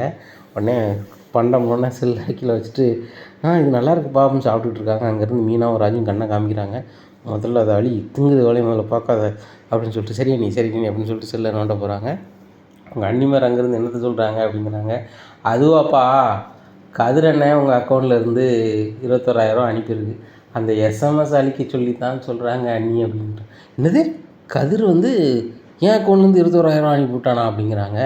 ஆகா உளறிட்டேனே அப்படின்னு சொல்லிட்டு முழிக்காங்க அரசி. இங்கே தலையில் கை வைக்காங்க மீனாவும் ராஜும். ஆகோ காட்சி கொடுத்துட்டால ஓட்டவாயி அரசி அப்படின்னு சொல்லிட்டு ஆகான்னு சொல்லி ஒழித்தாங்க. வாங்க 2 பேரும் அப்படிங்கிறாங்க. மாமா அப்படிங்கிறாங்க. என்ன நடக்கு, என் அக்கௌண்ட்லேருந்து 21,000 கதிர் அனுப்பிட்டான் வச்சுட்டான்னு சொன்னாங்க. என்னது அனுப்பிட்டாங்க, அப்போ பணமெல்லாம் கரெக்டாக இருக்குது, என்ன தான் நடக்குது அப்படிங்கிறாங்க. உன்னை அரசி உள்ளது சொல்லேன்ட்ட அப்படின்னு சொல்லி குரலை வசதி கேட்குறாரு பாண்டியன். உன்னை அப்பா என்னை மன்னிச்சிருங்கப்பா, இதில் எனக்கு எந்த சம்மந்தம் இல்லைப்பா, கதிரண்ணன் தான் வந்து உங்கள் அக்கௌண்ட்லேருந்து 21,000 வந்து அனுப்பியிருக்காங்க, அதை மறைக்கிறதுக்கு அண்ணி வந்து அவங்க அக்கௌண்ட்லேருந்து 21,000 அனுப்பியிருக்காங்க அப்படிங்கிறாங்க. ரொம்ப சூப்பராக இருக்குமா, சூப்பராக இருக்குது, குழந்தை ஃப்ராடுத்தனம் பண்ணுறான், இதுக்கு அவங்க மைனி காப்பாற்றி விடுதாங்க, அவன் பொண்டாட்டி சப்போர்ட்டாக இருக்கா, அவன் தங்கச்சி எஸ்எம்எஸ் அடிக்கிறதுக்குள்ள முயற்சிகளில் இறங்குறா, குடும்பம் ரொம்ப சூப்பராக இருக்குது கோமதி அப்படிங்கிறாங்க. எங்கே அப்படிங்க எல்லாத்தையும் வர சொல்லு அப்படிங்கிறாங்க. எல்லோரும் இருக்காங்க. டேய் என் அக்கௌண்ட்லேருந்து எப்படிடா நீ பணம் 21,000 அனுப்பலாம் அப்படிங்கிறாங்க. இங்கே தங்கமயில் நினைக்கிறாங்க, ரைட்டு அனுப்புனது என் வீட்டுக்காரர் தான் அனுப்புனாங்க, ஆனால் என் வீட்டுக்காரர் பேர் வர போகிறதில்ல, எப்படியும் கதிர் தான் வந்து பொறுப்பு வைப்பான், நான் தான் அனுப்புனேன் அப்படின்னு சொல்லுவான். மாமா எதையும் விசாரிக்காமல் வீட்டு விட்டு வழி அனுப்பிடுவார், ஒன்றும் பிரச்சனை இல்லை அப்படின்ட்டு மாதிரி நினைக்காங்க. அதே மாதிரி கதிர்கிட்ட சொல்கிறாரு பாண்டியன், எங்கே பாரு நானும் சரி ரைட்டு வேலைக்கு போகிறான் வைக்கான் பொறுப்பாக இருப்பான்னு நினச்சேன், இவ்வளோ ஊதாரியாக இருப்பான்னு நினைக்கல, அந்த பிள்ளை நகையை வந்து எப்படி காலி பண்ண வச்சேன்னு சொல்லி நினச்சேன், இப்போவே தெரியுது என் அக்கௌண்ட்டில் எனக்கே தெரியாமல் 21,000 அனுப்பியிருக்க, இப்போயே ஏற்பட்ட ஒரு தில்லாலங்கடி வேலை பார்க்குறவன் நீ என்ன வேணாலும் பண்ணியிருப்ப, இனி நீ ஒரு நிமிஷம் அந்த வீட்டில் கூட விட்டு வெளில போ அப்படிங்கிறாங்க. மாமா தயவு செய்து அனுப்பாதான் மாமா அப்படின்னு ராஜி சொல்கிறாங்க, மீனா சொல்கிறாங்க, எல்லோரும் சொல்கிறாங்க. உடனே செந்தில் சொல்கிறார், அப்பா அப்படின்னு போடுறாரு. அண்ணே சும்மா இருண்ணே அப்படிங்கிறாரு. உடனே இவர் சரவணன் வர்றதுக்கு நேராக எது வேலைக்கு போய்ட்டு அவர் இல்லை, தங்கமயில் மட்டும் இருக்காங்க. உடனே நல்லா இருப்பீங்க அப்படி இப்படின்னு சொல்லிட்டு எல்லோரும் இது பண்ணுறாங்க, நடக்கலை. உடனே கதை சொல்கிறார், நான் தானே தப்பு செஞ்சேன், நான் கிளம்புறேன் அப்படிங்கிறாங்க. எங்கடா கிளம்புறது, 21,000 தந்துட்டு வீட்டுக்குள்ளே வா, இல்லைன்னா வராத வீட்டுக்குள்ளே அப்படிங்கிறாங்க. உடனே கதிர் நான் 21,000 தந்துட்டு தான் அந்த வீட்டுக்குள்ளே வருவேன் அப்படின்னு சொல்லிட்டு வெளில கிளம்பிடுறாரு. இங்கே ராஜி ரொம்பவே சோகமாக இருக்காங்க. மாமா நம்ம வீட்டுக்கார வழி அனுப்பிட்டாங்களேன்னு சொல்லிட்டு. இங்கே தங்கமயிலுக்கு பயங்கர சந்தோஷம். இந்த 21,000 கதிர் கொடுக்க போகிறதும் இல்லை, இந்த வீட்டுக்குள்ளே வர போகிறதும் இல்லை, ஒரு துன்பம் தொலைஞ்சிட்டு இந்த மாதிரி ரொம்ப சந்தோஷம்தான் அப்படின்னு சொல்லி மனசுக்கு நினைக்கிறாங்க. இந்த சூழ்நிலையில் வந்துட்டு எல்லோரும் அவங்க ரூமுக்கு போயிடுறாங்க. பாண்டியன் ரொம்ப கடுப்பில் ரூமுக்கு போயிடுறாரு. காலில் ரொம்ப சந்தோஷமாக உட்காந்துட்ருக்காங்க மயில். அப்போ ராஜி வராங்க. ஏக்கா உங்களுக்கு வெக்கமாகவே இல்லையா அப்படிங்கிறாங்க. எனக்கு ஏன் வெக்கம் அப்படிங்கிறாங்க. உங்களுக்காக தானே என் வீட்டுக்காரு மாமா செல்லேருந்து பணம் அனுப்பி விட்டாங்க, மாமா இந்த மாதிரி சென்னைக்கு போனோம் இப்படி ஆயிடுச்சு, பணம் வந்து எங்களுக்கு தான் அனுப்புனாங்க மாமா, மற்றபடி கதிர் வந்து இந்த பணத்தை எடுக்கலை அப்படின்னு நீங்கள் சொல்ல வேண்டியதானே அப்படிங்கிறாங்க. நான் எதுக்கு சொல்லணும், ஏன் உன் புருஷனுக்கு வாய் இல்லையா, ஏன் உனக்கு இல்லையா அப்படிங்கிறாங்க. நீலாம் என்னடி வாய் பேசுத, உன் சுயநலத்துக்கு என் புருஷன் வாழ்க்கையை வம்பாக்கிட்டடி அப்படின்னு சொல்லி வாங்கிட்டு ஒரு உடுப்பு விடுவாங்க. ஓன்னு கன்னத்தை பொத்துறாங்க. அப்போ தான் தெரிய வருது கோமதிக்கு, என்னடி இங்கே நடக்குது அப்படிங்கிறாங்க. அத்தை இந்த மாதிரி இவங்க ஹனிமூன் போயிருக்கிறாங்க, அங்கே வந்து புக் பண்ணதுக்கு வந்துட்டு இந்த மாதிரி 5,000 நினச்சிக்கிட்டு இவங்க கட்டிட்டாங்க, அங்கே 26,000 கட்டணுமா. அப்போ அங்கே ஹோட்டல் முன்னாடி நின்றுக்கிட்டு சரவண மாமா அழுத உடனே இவருக்கு மனசு கேட்காம மாமா சிலேருந்து அனுப்பி விட்டாங்க. அது போக இவர் உழைச்சி வச்சுருந்த 5,000 ஒரு ஃப்ரெண்டுகிட்ட வாங்கின 5,000 போட்டு 10,000 அக்கௌண்ட்லேயும் போட்டு விட்ருக்காங்க செலவுக்கு. இது தெரியாத மாமா வந்து வெளியே அனுப்பிட்டாங்க. கதிரவன் வந்து நம்ம அண்ணனை மாட்டி விட்டுறக்கூடாது அப்படின்னு சொல்லி அவர் வந்து பொறுப்பேற்றுட்டு அவர் வெளில போயிட்டார். ஆனால் தங்கமயில் அக்காவுக்கு எல்லாமே தெரிஞ்சுட்டு கதிர் வெளியே போக ரொம்ப சந்தோஷமாக சிரிக்கிறாங்க. எங்களுக்காக தானே இப்படி ஆயிட்டு அப்படின்னு சொல்லி பொறுப்பேற்கலாம்ல, இல்லைன்னா தடுக்கலாம்ல, எதையுமே செய்யலை. அதில் ரொம்ப இகழ்ச்சியாக வெளியில் போனால் சந்தோஷமாக சிரிக்கிறாங்க அப்படிங்கிறாங்க. நான் சிரிச்சது நீ பார்த்தியோ அப்படிங்கிறாங்க. நான் பார்த்தேன், பார்த்துட்டு தான் ஒன்று ஒரு பூசை கொடுத்தவங்களுக்கு, இந்த மாதிரிலாம் பண்ணிகிட்ருக்காங்க, நல்லா இருக்காது அப்படிங்கிறாங்க. இது நிதியாண்டி ஏன்ட்ட சொல்லலை அப்படிங்கிறாங்க. இல்லைத்த இது எப்படி சொல்கிறதுன்னு தெரியாமல் தான் முழிச்சிட்டு இருந்தேன் அப்படிங்கிறாங்க. நீனும் மீனாவும் எதனாலும் என்கிட்ட ஏ டு செட்டு சொல்லுவீங்கள. தங்கமயில் தான் எதையும் சொல்ல மாட்டா, முழுங்கி முழுங்கி பேசுவா. நீங்கள் சொல்லியிருக்கலாம்ல, ஏன் இவர் இவ்வளோ பேசிட்டாரு, எனக்கே இவ்வளோ கஷ்டமாக இருந்துச்சு. இந்த கதிர் வந்து 26,000 என் வீட்டுக்கார அக்கௌண்ட்லேருந்து எடுக்கணும்னு கூட நான் கூட கதிரை ஒரு நிமிஷம் தப்பாக நினச்சிட்டேன் அப்படின்னு சொல்லிட்டு, நீ இருங்க வாரேன் அப்படின்னு சொல்லிட்டு நேராக ரூமுக்கு போகிறாங்க. இப்போ பாண்டியன் ரொம்பவே கடுப்பாக இருக்காங்க. ஏங்க நீங்கள் என்னங்க ஜட்ஜ்மெண்ட் கொடுத்தீங்க அப்படிங்கிறாங்க. என்ன உன் பையன் வந்து பண்ணது நியாயம்னு பேசுவாரியா அப்படிங்கிறாங்க. நியாயம்னு பேசலைங்க, எல்லோரும் அண்ணனுக்கோ தம்பிக்கோ ஏதாவது ஒன்றுனா செய்ய தான் செய்வான் அப்படிங்கிறாங்க. இந்த துறை வந்து எந்த அண்ணன் தம்பிக்கு என்ன செஞ்சு கிழிச்சிட்டாரு அப்படிங்கிறாங்க. ஓ, சம்பளம் அங்கே செந்திலுக்கும் பழனிக்கு வாங்கி கொடுத்து பெருசாக பேசுகிறாரோ அப்படிங்கிறாங்க. அதை பேசலைங்க, யாருக்கும் அவன் செஞ்சதெல்லாம் சொல்லி காமிக்க மாட்டான். அதுதாங்க கதிரோட குணம். என்ன என் பிள்ளைய வந்து நீங்கள் வந்து வெளியே அனுப்பி ரொம்ப தப்புங்க அப்படிங்கிறாங்க. ஆமாம், உன் பிள்ளைய அனுப்புனது வெளியே அனுப்புனது தப்பு, அப்போ நீ வெளியே போனால் வெளியே போ அப்படிங்கிறாங்க. நானும் போக தயாராக தாங்க இருக்கேன், உண்மையை சொல்லிட்டு போகிறேன் அப்படிங்கிறாங்க. என்ன உண்மையை சொல்ல போகிறேன் அப்படிங்கிறாங்க. பணம் அனுப்புனது வேறு யாருக்கும் இல்லை, உங்கள் அக்கௌண்ட்டில் எடுத்து பாருங்கள், இந்த எஸ்எம்எஸ்ன்னு அழிக்காமல் தான் இருக்கும். அந்த பணம் வந்து சரவணனுக்கு தான் போயிருக்கு அப்படிங்கிறாங்க. சரவணனுக்கு எதுக்கிட்டே பணம் போக போகுது அப்படிங்கிறாங்க. சரவணனுக்கு ஏன் பணம் போதா, அக்கௌண்ட்டில் எடுத்து பாருங்கள் அப்படிங்கிறாங்க. எஸ்எம்எஸை பார்க்குறாங்க, இங்கேருந்து சரவணன் தான் போயிருக்கு. ஆமாம் அப்படிங்கிறாங்க. ஆமாங்கிறீங்க, இங்கேருந்து சென்னைக்கு போனாங்களே அப்படிங்க. ஆமாம் போனாங்க ஹனிமூனுக்கு அப்படிங்கிறாங்க. 3 நாள் தங்குறதுக்கு 26,000. இங்கே இவா தான் வந்து தங்கமயிலுக்கு வந்து ஒன்றுமே தெரியாமல் அட்வான்ஸ் தொகைன்னு பார்க்காம இவ புக் பண்ணியிருக்கா. அங்கே போனால் 26,000 கட்டினா தான் ரூமில் இருக்கணும், இல்லை ரூம் போட்டு வெளியே போகணுன்னு சொல்லியிருப்பாங்க போல். அங்கேருந்து அவன் அழுதுகிட்டு ஃபோன் பண்ணியிருக்கான். இவன் வந்து வேறு வழியே இல்லாமல் அவங்களுக்கு அனுப்பி விட்ருக்கான்.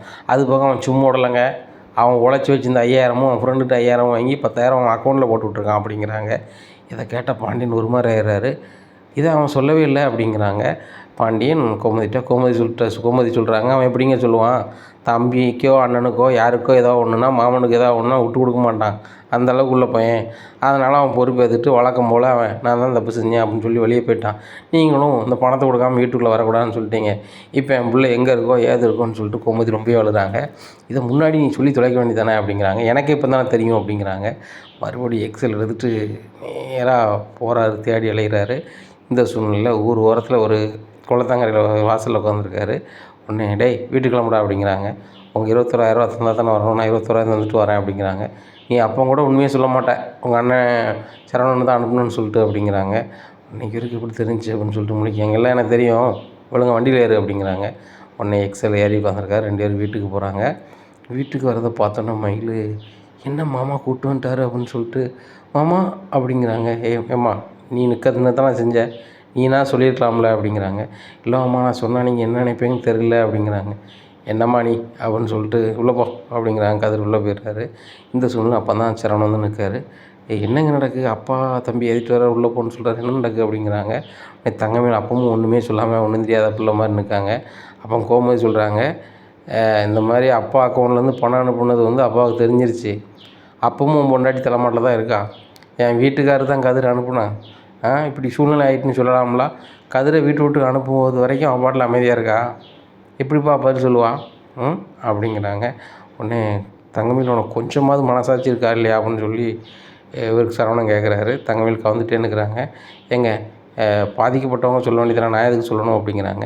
ரொம்ப சுயநலமாக இருக்குது தங்கமயில், நம்ம 2 பேரும் அசிங்கப்படக்கூடாதுன்னு சொல்லிட்டு தான் அப்பாவுக்கு ஒன்று தான் பணம் அனுப்புகிறான், அது போக தான் செஞ்சேன்னு சொல்லி பொறுப்பேற்றிருக்கான்.